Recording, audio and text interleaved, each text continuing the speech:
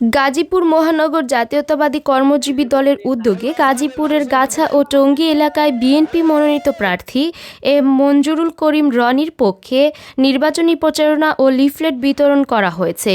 বুধবার বিকাল ৫টায় এ কর্মসূচি অনুষ্ঠিত হয়। প্রচারণাকালে নেতাকর্মীরা ধানের শীষ মার্কায় ভোট প্রদানের আহ্বান জানান এবং সাধারণ মানুষের মাঝে লিফলেট বিতরণ করেন।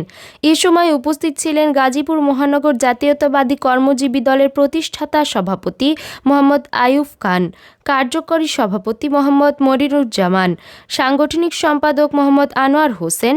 এছাড়াও গাছা মেট্রো থানা জাতীয়তাবাদী কর্মজীবী দলের সভাপতি মোহাম্মদ আব্দুল কাদের মিয়া সহ থানা কর্মজীবী দলের সকল স্তরের নেতৃবৃন্দ প্রচারণায় অংশগ্রহণ করেন।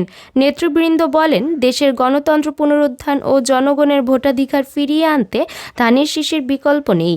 তারা আসন্ন নির্বাচনে জনগণকে ঐক্যবদ্ধভাবে বিএনপি মনোনীত প্রার্থী এম মঞ্জুরুল করিম রনিকে বিজয়ী করার আহ্বান জানান।